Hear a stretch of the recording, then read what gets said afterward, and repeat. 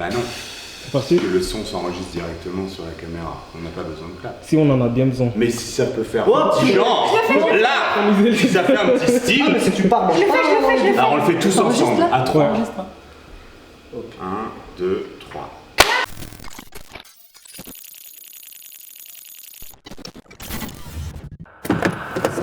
Putain, mais merde, sors, Eric. T'es retourné dans la cam, c'est ça? Mais t'inquiète, je gère. Qu'est-ce que tu gères? Tu m'as même pas vu venir. Qu'est-ce que tu gères? Bienvenue sur Glaive. Merci. Alors, aujourd'hui, on rencontre une partie du casting du film Dernier Soleil, un film 100% strasbourgeois réalisé par Étienne Constantinesco, également strasbourgeois. Alors, le pitch du film, donc, c'est l'histoire d'Eric, un gars un peu paumé qui vit dans sa voiture et qui rejette Esteban, son fils de 10 ans. Ton fils, il vit chez son oncle et toi dans une voiture, wesh. Tu sais, Eric Esteban, il fait plein de progrès. Regarde-le là, tu le vois là?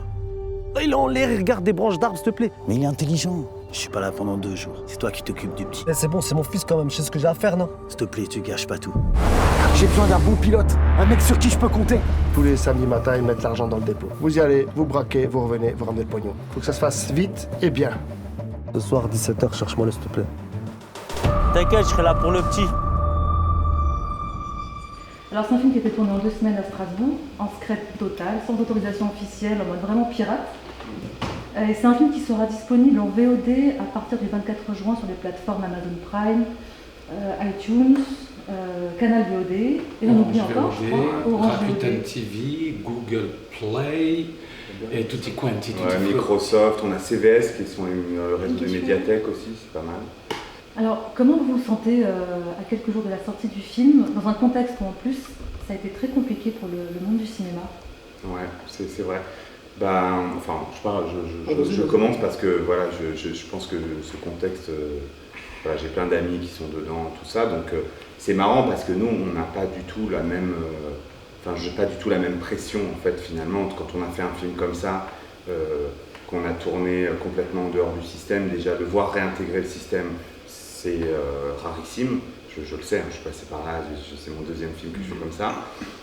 Donc, en fait, j'ai moins cette pression. Je pense qu'il y a beaucoup de gens qui font des films avec beaucoup d'argent et ça doit être dur pour eux. Là, c'est l'embouteillage, ça va être, ils vont se cannibaliser. Enfin, je pense que ça va être très compliqué. Mais nous, moi, je suis plutôt cool parce que je me dis c'est que du bonus, donc on prend que du bonus et tant mieux. Moi, je suis plutôt cool, quoi. Plutôt cool. C'est un film qui réunit tous les éléments du thriller. Il y a le kidnapping, la rançon, les gangsters. Il y a aussi l'affiche du film qui a vraiment cette image aussi de film de gangster. Il y a ce titre, Dernier Soleil, qui n'a rien à voir, qui est très poétique. C'est quoi le Dernier Soleil? Je sais pas, tu te C'est quoi? Non, je te rappelle, on était devant l'arbre, on réfléchissait au titre, tu te rappelles plus? Ah, Si, moi je me rappelle, Ah ouais? moi je racontais des trucs, mais genre je disais des titres, mais c'était, je sais plus ce que c'était. Ouais, c'est moi. Mais oui, Zio, il avait proposé Borderline. Oui, parce que oui, à l'époque, j'avais pas de titre arrêté. Oui, c'est ça, vous avez raison. Je savais pas comment ça allait s'appeler. Et comme il y avait ce truc avec le soleil, donc de toute façon, tu découvrirais demain aussi ce rapport en mise en scénique au soleil, mais c'est surtout le Dernier Soleil parce que c'est un gars qui est dans l'ombre totale et qui, de manière extrêmement brutale, va décider de chercher la lumière, quoi. Tu vois, c'est une métaphore, hein, bien sûr, mais c'est vraiment ça ce que ça raconte Dernier Soleil. Pourquoi Dernier Soleil? Parce que c'est un moment qui est extrêmement critique, tu vois, et qui est sûrement trop tard, en fait. Ça passe ou ça casse, quoi, en fait. Oui, mais c'est ça, c'est-à-dire que le mec, il y va, il découvre, tu vois, son amour pour son gamin, et il va chercher cette lumière, il va chercher la rédemption, en fait. Et c'est une quête de lui-même, c'est une quête lumineuse, enfin, je veux dire, de lumière, d'une certaine manière, quoi. Donc c'est ça, Dernier Soleil. C'est profond. Toi, Eric, tu campes un rôle qui est loin de l'image de l'Alsacien, qui est un personnage avec lequel on t'a connu. Moi c'est l'Alsacien. T'es dans la merde. Prends n'importe qui sur le terrain. T'es dans la merde. Ah, normal, je m'installe. Vous le clashez. On est trop plein, nous les mecs des patins. Vas-y, viens, fais ton malin. T'as pas le temps de dire ouf que je t'écrase avec mes pantoufles. Quand tu as eu le scénario de Dernier Soleil, c'est à l'opposé donc, de ce que tu avais fait avant. C'était quoi ton impression? Comment est-ce que tu es rentré dans le personnage en fait? Bon, après, lui et moi, on a une affinité, c'est-à-dire on est amis. Vous avez déjà aussi travaillé ensemble dans Colline. Voilà, c'est ça. À chaque fois, on m'a toujours proposé petit à petit à m'introduire dans ses projets. Bah ouais. Et là, un jour, tu t'es réveillé en fait. Il m'a dit go, j'ai écrit quelque chose, lis-le, si ça t'intéresse, tu corresponds au profil. Et voilà, dans 2 semaines, on tourne et je suis 2 semaines avec une équipe. En fait, il n'y avait pas le choix, on le fait. Et moi, c'était un pur kiff et c'est ce que je demande. Pour un premier rôle, il faut que je le tabasse le rôle. Il faut que je montre de quoi je suis capable. Et le taf, je l'ai fait, tu vois. J'ai lu dans une interview aussi que tu disais que tu avais cette fierté de pouvoir montrer aux Parisiens, par exemple, ce qu'on était capable de faire en Alsace. Ouais, parce qu'il faut savoir que moi j'étais beaucoup sur Paris à faire des castings, c'est très compliqué parce que voilà, il y a les gens qui sont sur place et les autres autour. Et voilà, et je me disais toujours, mais nous ici aussi on peut faire et on sait faire. Donc ce projet, quand il est venu avec, c'était bénéfique. Pourquoi Paris, ils pensent qu'on ne sait pas faire des Non, j'ai films? pas dit pense pas.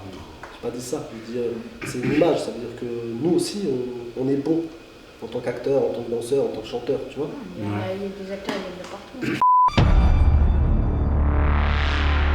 Elle est où l'enveloppe? Je sais pas de quoi tu parles. Les 50 000 du Go Fast. Tu vas la cracher, cette belle. Tu vas la cracher.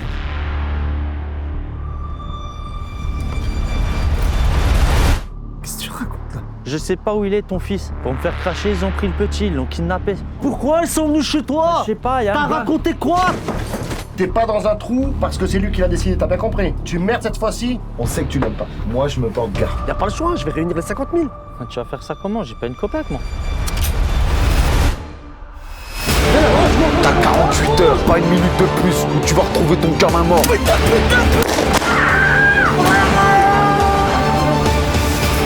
Stéphane!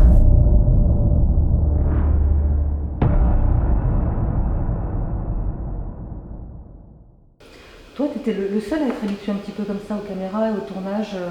Parmi les acteurs, hein, j'entends que dans le casting, parce que tu avais déjà tourné dans des films d'Étienne, Colline et The Trap. On va dire oui, j'ai l'habitude surtout. J'ai l'habitude des films. J'avais déjà vécu ça plusieurs fois. Mais c'est vrai que le travail en fiction, Bad est aussi habitué aux caméras, il faut avec les clips, mais d'une autre manière. D'une autre manière. Aussi. Ah oui, de quelle manière? Un peu les clips déjà. Hein. Déjà. Et Monsieur. j'étais dans un court-métrage. Hein. Non mais je sais, Alors, je te taquine. Et justement, C'est le futur Paul ce que j'allais dire pour le reste du casting, Etienne, toi, tu as fait appel à d'autres types d'acteurs qui jouent leur propre rôle, en fait, leur propre vie. Ouais. Et donc, il y a des extras, Ah ouais, il y a les rappeurs aussi. Du coup, je pense à toi, Bad Dog. Traînent leur vie de cabot, portent leur galère comme un sac sur le dos. Rouler tes balles, des bites de bombe et les passer de la balle. Et t'es pas lyrical au mic et tes oreilles au mal. Bad Dog, c'est mon blaze, ne viens pas me péter les couilles. Jamais je retournerai ma veste, tu peux venir pour que je te douille. Ok, stressé par Los Angeles. Et toi, tu joues le rôle d'un des kidnappeurs. Ouais. Et comment t'as kiffé ou pas ce rôle? Enfin, comment t'es rentré dans le truc en fait? Alors, déjà, Etienne il m'a contacté, j'ai cru que c'était une blague. Mais en fait, au même moment, l'Alsacien et Bobby Schumann ils m'ont aussi contacté. Donc Etienne il m'a envoyé son site. Et j'ai mangé tous ces petits courts-métrages et j'ai kiffé vraiment l'ambiance, son style. En fait, il faut savoir que lui, quand il m'a dit, pour moi, c'est ce genre de gens. Il m'a donné des profils, et lui et moi, on se connaît. Mais on n'a jamais vraiment traîné ensemble. Voilà.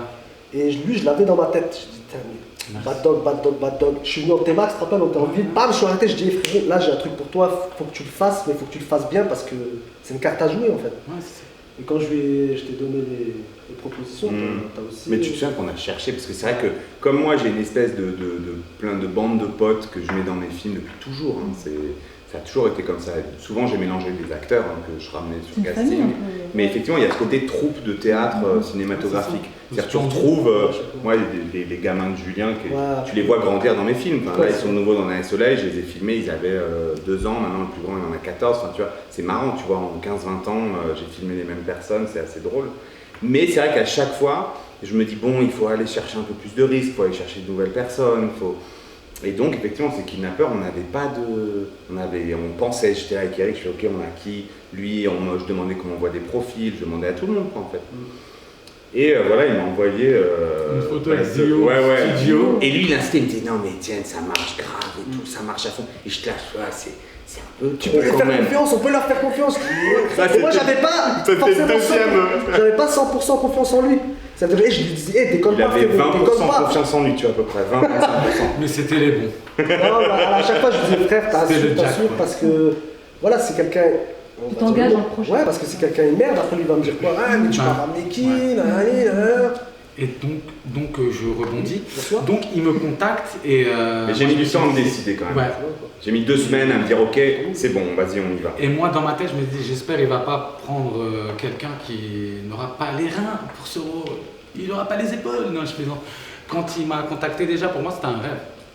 Donc quand l'Alsacien il m'a dit vraiment j'ai vraiment besoin de toi, déconne pas. Moi pour moi c'est jamais de Ouais, il n'arrêtait pas déconner. de me le dire. Jamais de ma. Ouais, je me rappelle. Moi, pour moi, c'était un rêve en fait, parce que depuis tout petit, je kiffe faire la comédie pour faire rire mes frères et sœurs, pour un peu changer les idées et tout. Et donc, donc moi, je me suis dit, il faut que ce soit crédible. Déjà, ça m'a mis un peu la pression. Je me suis dit, il faut que ce soit crédible. Donc, du coup, j'ai commencé à regarder plein de films on va dire de gangsters, mais pas américains, plus français. Le film qui m'a beaucoup marqué, c'est Tout de suite. Donc voilà, pour la petite anecdote, je me suis identifié au protagoniste de Tout de suite. Mais en même temps pas trop, parce que justement, je trouvais ça bien, parce qu'en même temps je me disais pourquoi il ne me donne pas une semaine à l'avance que je travaille mon truc, mais en fait tu as eu raison, la spontanéité, justement où je voulais pas trop m'exporter parce que je voulais être vrai. Parce que cette histoire, ça aurait pu m'arriver. Ouais, c'est ce qu'il voulait, lui, de toute façon. Ouais, je me suis dit, en fait. Authentique, tu vois. Ouais. Enfin, si t'intellectualises, en fait, tu prépares. Là, après, tu joues un rôle. Tu te mets à jouer. Moi, je voulais pas que ça joue. C'est ça. toujours compliqué de dire aux gens, mais je veux pas que vous jouez. Mais en même temps, c'est une clé, c'est libérateur. Tu vois, parce que tu t'essaies pas de construire quelque chose. C'est ça. Et pour moi, j'étais vraiment dedans. Et dernière question, qu'est-ce qu'on peut vous souhaiter pour la suite, à chacun? Longue guerre et prospérité.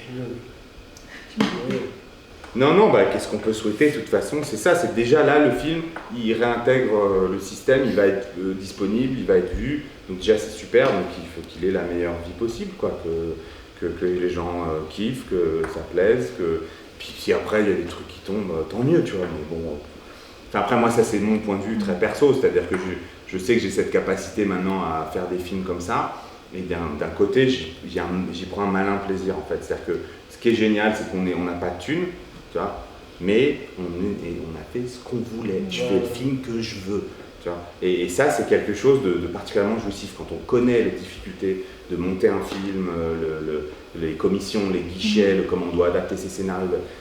Et ben quelque part, en fait, finalement, faire des films comme ça, c'est dire je pourrais faire des films toute ma vie en fait. Et pareil, ce qu'ils disent c'est bien parce qu'en tant que réalisateur, il a fait ce qu'il voulait comme il le voulait. Et nous, en tant qu'acteur, il nous a donné un libre. On pouvait s'exprimer comme on voulait. Voilà. Les dialogues, il n'y a rien qui est écrit. C'est tout sur il y avait une petite trame, il y avait une petite trame. Pour certains. Pour certains. D'autres n'en avaient pas besoin. En tout cas, on va suivre ça avec plaisir. Merci d'avoir pris le temps pour nous. Merci. On va suivre la sortie du film et on se revoit sûrement bientôt. Carrément. Merci beaucoup. Merci beaucoup, merci énormément. C'est bon? Coupé.